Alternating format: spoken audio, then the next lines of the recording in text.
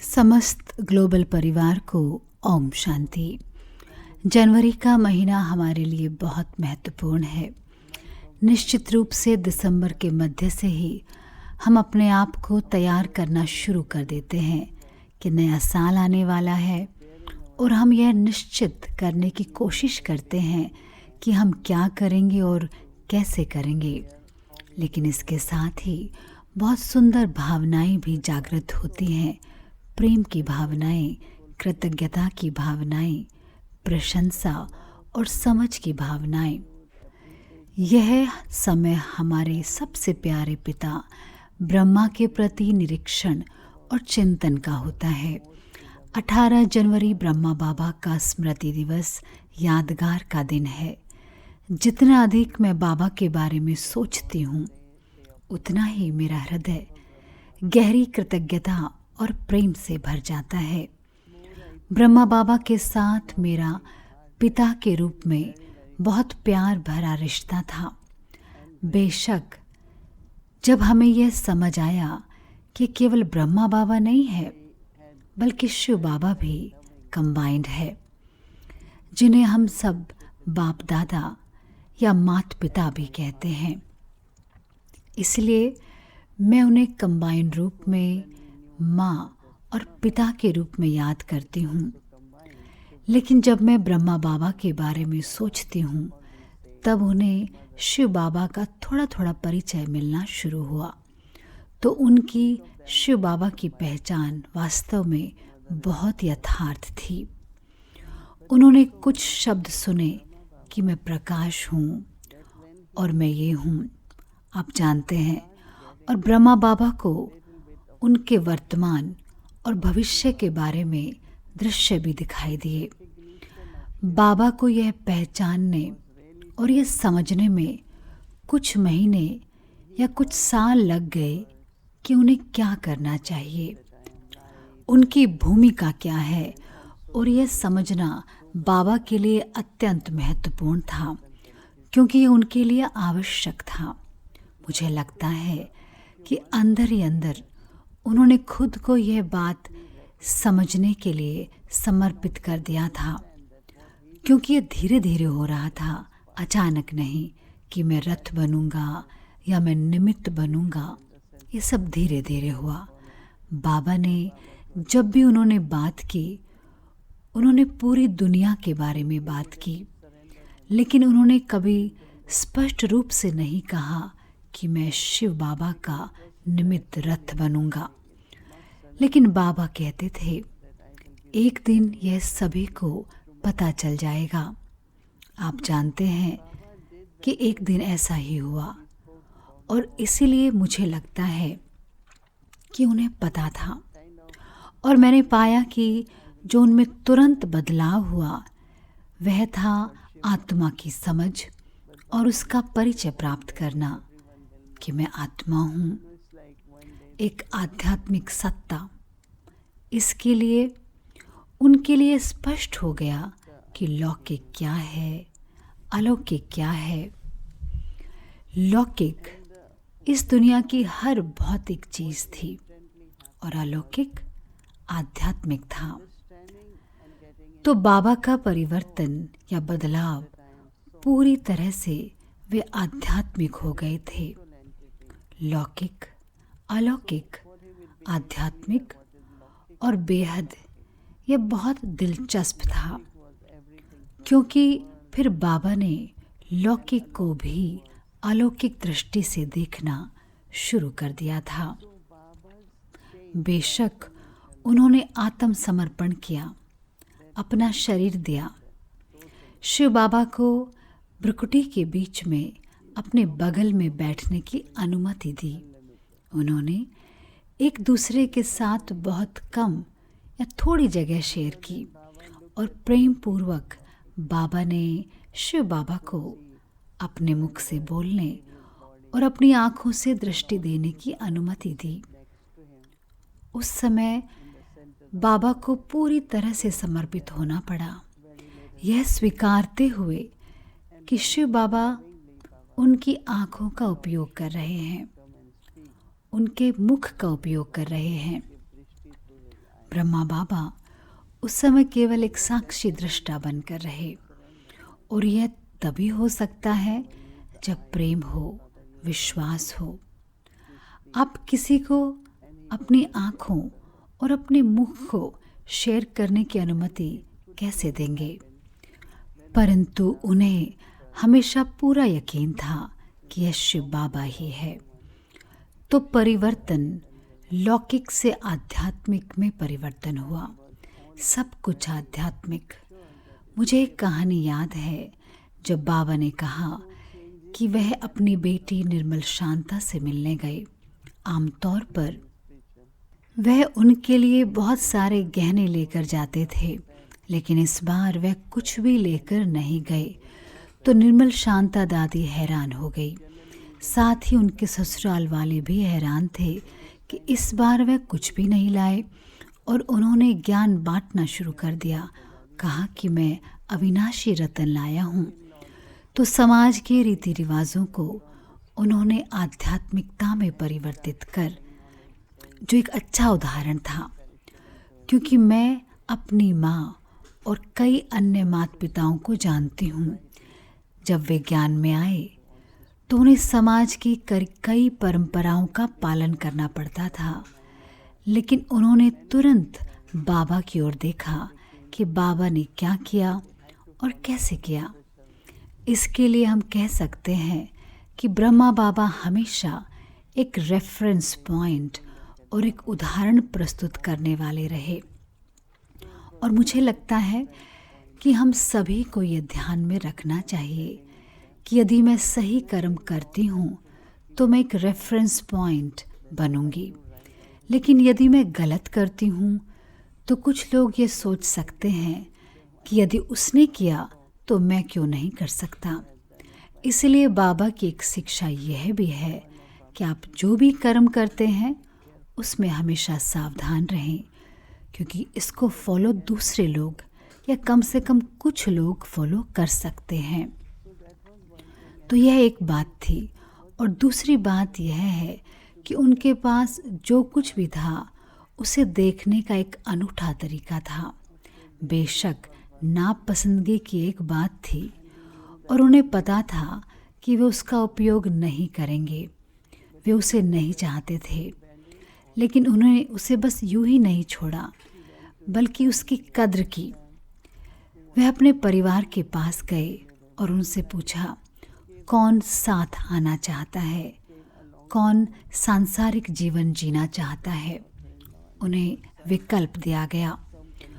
कुछ लोग उनके साथ आए, बेटी, बहू और हाँ बेटा भी। कुछ आगे बढ़ते रहे और कुछ ने बीच में ही पुरानी दुनिया में वापस जाने का फैसला किया। त्याग की शुरुआत अपने तरीके से हुई, लेकिन बाबा का वैराग्य घर छोड़ देना नहीं था, बल्कि जो उन्होंने अपने परिवार के साथ किया वही बात उन्होंने अपने पार्टनर से भी कही। मैं इसे एक अलग तरीके से उपयोग करना चाहता हूँ। मैं अब व्यापार नहीं करना चाहता, इसलिए जो तुम्हें चाहिए वह ले लो। बाकी बाबा ने कहा, मैं इसे किसी सार्थक तरीके से उपयोग करूँगा। और फिर उन्होंने कई बिल्डिंग्स में कुछ माताओं के लिए, कुछ बच्चों के लिए और कुछ हर किसी के लिए, हर घर को किसी न किसी आध्यात्मिक गतिविधि के लिए समर्पित कर दिया। तो मुझे लगता है कि यह दृष्टिकोण बहुत अद्भुत और अनोखा था, क्योंकि आमतौर पर साधु या सन्यासी परिवार, धन दौलत और सब कुछ छोड़कर चले जाते हैं, लेकिन बाबा ने ऐसा कुछ नहीं किया। उन्होंने भागने के बजाय हर चीज़ को आध्यात्मिक बना दिया और बाबा ने हीरे जवाहरात का उपयोग असली हीरे बनाने के लिए किया। आज हम सभी बच्चे उनके असली हीरे हैं। उन्होंने असली हीरे बनाने के लिए उन हीरों का इस्तेमाल किया। इसलिए हर पहलू जो मैं देखती हूँ उसमें बुद्धिमत्ता है, ज्ञान है। यही कारण है कि मुझे लगता है कि कुछ लोग ज्ञान प्राप्त करने के बाद भी सही तरीके से काम नहीं करते और फिर वे कई प्रकार की परिस्थितियों से गुजरते हैं। लेकिन बाबा ने सही उपयोग किया और फिर त्याग, उचित त्याग क्या है, सब कुछ सार्थक तरीके से उपयोग किया। सब कुछ, उनका शरीर, परिवार के सदस्य, संसाधन, सब कुछ उन्होंने किसी न किसी उपयोगी कार्य में लगाया। यही असली परोपकार है। सब कुछ परोपकारी कार्यों के लिए उपयोग करना। और फिर त्याग ने उन्हें सब कुछ दिया। शिव बाबा के साथ गहरा संबंध, उनके प्रति अपार प्रेम, जिसे हम योग कहते हैं। लेकिन बाबा ने संकल्पों के द्वारा, बाबा सदा शिव बाबा की कंपनी में रहे। अपने संकल्पों के द्वारा उन्होंने उनके साथ खाया, उनके साथ बैठे, उन्होंने उनके साथ सब कुछ किया। इसका मतलब कर्मयोगी के रूप में भी उन्होंने शिव बाबा को अपने साथ रखा, जो बहुत महत्वपूर्ण था। लेकिन उन्होंने यह भी सीखा कि साइलेंस की शक्ति का उपयोग कैसे किया जाता है। उन्होंने हमें सिखाया। वह प्रसन्न चित्त थे, हमसे बातें करते थे और ज्ञान की बहुत गहराई से बाबा शेयर करते थे। लेकिन व्यर्थ विचारों को स्थान कभी नहीं दिया गया। उन्होंने अपने मन की शक्ति का उपयोग लाइट और माइट या प्रकाश देने के लिए किया। तो शुरू से ही मैंने बाबा को साइलेंस में रहकर मनसा सेवा करते हुए देखा। यदि किसी बच्चे को सेवा के लिए भेजा जाता और बाबा को लगता कि बच्चा मुश्किल स्थिति में है, तो बाबा प्रकाश देना शुरू कर देते और बच्चे को निर्देश देते, वापस आ जाओ। यानी बच्चों की सुरक्षा उन्होंने मनसा सेवा के माध्यम से की। जिस किसी को भी डर लगता था, बाबा कहते थे, मेरे कमरे में पट पर सो जाओ ताकि तुम्हें डर न लगे। शुरुआत में बाबा लगभग 300 लोगों के परिवारों के साथ रहे थे। वृद्ध, बच्चे, माताएं, दंपत्ति और परिवार। बाबा ने बच्चों और माताओं को प्रशिक्षित किया, उन्हें हर चीज़ सिखाई, चाहे सिलाई हो, खाना बनाना हो, पढ़ाना हो। बाबा ने हर कार्य के लिए व्यवस्था की। यह एक बहुत सुंदर संगठन था, जैसे एक बड़ा परिवार बन गया था। और फिर क्योंकि शिव बाबा उन्हें योग्य बच्चे बनाना चाहते थे और योग्यता ज्ञान शिक्षा के माध्यम से आती है, इसलिए वे एक अच्छे शिक्षक भी थे और हर सुबह सही समय पर नियम से वे आते और सभी के साथ ज्ञान बांटते। इसलिए न केवल वे अच्छे माता पिता बल्कि अच्छे शिक्षक भी बने। मुझे याद है जब बाबा ने कहा था, मैं चाहता हूँ कि उन्हें सामने बिठाऊं जिनके पास पूरी एकाग्रता है। हम सामने बैठे थे। हमने न कभी बाईं तरफ देखा न कभी दाएं तरफ। सारा समय ब्रह्मा बाबा के माथे के बीच में, जहाँ शिव बाबा कई बार आते थे। लेकिन ब्रह्मा बाबा मुरली सुनाते रहते थे और साथ ही बाबा सतगुरु के रूप में भी मार्गदर्शन देते थे। मुरली से आप खुद भी बाबा के पास जा सकते हैं, लेकिन संबंध स्थापित करके। तो मुझे बाबा के साथ ये संबंध, ये रिश्ते अच्छे लगते हैं। लेकिन बाबा बेहद है, परोपकारी हैं। लेकिन स्वराज्य का सच्चा उदाहरण थे। और फिर हमारे लीडर भी। विजय की खुशी उन्हें हमेशा बहुत थी। उनके हर कर्म में सभी गुण और शक्तियाँ प्रकट होती थी। कर्मयोगी थे, बहुत बहुत सरल लेकिन रॉयल। जिस तरह से वे बात करते थे, चलते थे, मुस्कुराते थे, वह बहुत ही सरल लेकिन बहुत रॉयल था। तो मैं समझती हूँ कि हम सभी हृदय से ब्रह्मा बाबा के प्रति बहुत आभारी हैं और उनका आभार मानते हैं कि उन्होंने हमारे पिता बनकर, हमारे निमित्त बनकर, संस्थापक बनकर हमारे लिए एक बेहद का परिवार, हमारे लिए एक विश्वविद्यालय, हमारे लिए एक पारिवारिक संगठन, ये सब कुछ बाबा ने बनाया। और हम बहुत भाग्यशाली हैं कि हम इस परिवार का हिस्सा हैं। मैं निश्चित रूप से और भी बहुत कुछ शेयर कर सकती हूँ, लेकिन ये मेरी शुरुआत से ही भावनाएं रही हैं। मैं खुद को बहुत सौभाग्यशाली मानती हूँ कि मैंने बाबा को जाना, मैं उनकी ही थी, उन्होंने मुझे अपनाया।